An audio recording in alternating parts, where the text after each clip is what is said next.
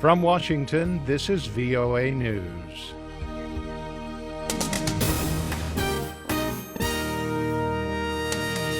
I'm David Byrd reporting. The family of a Charlotte, North Carolina man shot and killed by police this week, Keith Lamont Scott, has released cell phone video footage that Scott's wife recorded in the moments leading up to Tuesday's fatal shooting.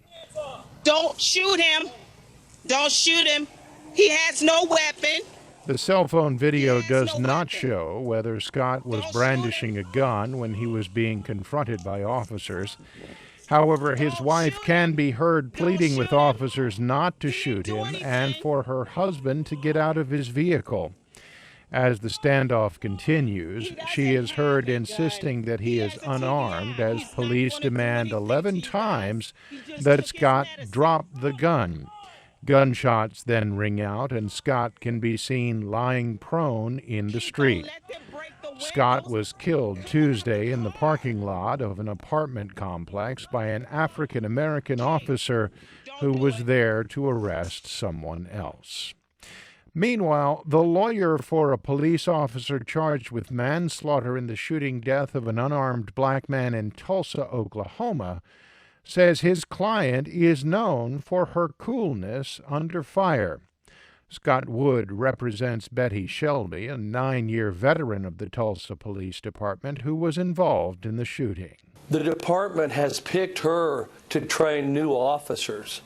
And people will tell you this isn't Betty Shelby to overreact to a situation. Shelby was charged with first-degree manslaughter after she shot and killed Terrence Crutcher during a traffic stop. Lawyers for Crutcher's family say they want his case to start a nationwide change of attitude in police departments. Shelby is free after posting $50,000 bond. A funeral for Terrence Crutcher will be held in the next few days. This is VOA News.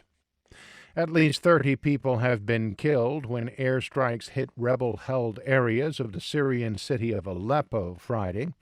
Witnesses say the intensified bombing campaign targeted residential areas and buildings used by the volunteer group known as the White Helmets. Activists say that both Syrian and Russian planes took part in the bombing, but Russia has not confirmed its involvement.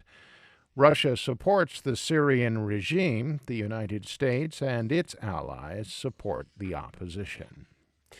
President Obama has vetoed a bill that would allow families of 9/11 victims to sue the government of Saudi Arabia for support of terrorism. Most of the attackers in September of 2001 were Saudi, but the bill passed the U.S. Congress. However, Mr. Obama said that it would harm relations with allies. He said it could encourage foreign nations to take reciprocal legal action against the United States and could complicate relations with what he called even our closest partners. The president acknowledged that there was nothing he could do to ease the grief of the 9/11 families.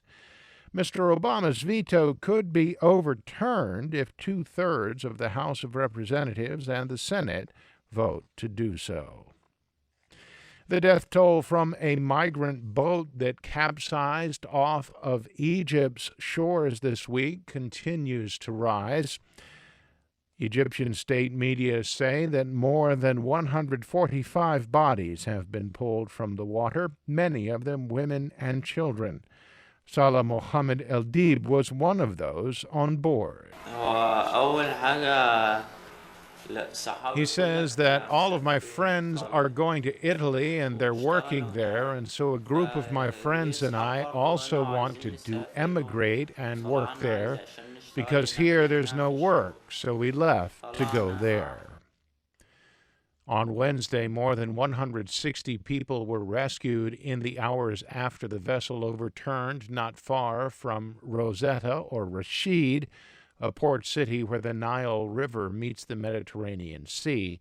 The boat was believed to be carrying between 450 and 600 people. The two presidential candidates are spending the next few days preparing for Monday's first debate in New York. Democrat Hillary Clinton announced Friday she would take some time out of her preparations to visit Charlotte, North Carolina. Republican Donald Trump is taking the more non-traditional approach, shunning briefing materials in favor of viewing Clinton videos and honing ideas into short responses. And on Friday, one of Trump's longtime rivals, Texas Senator Ted Cruz, announced that he was endorsing Donald Trump.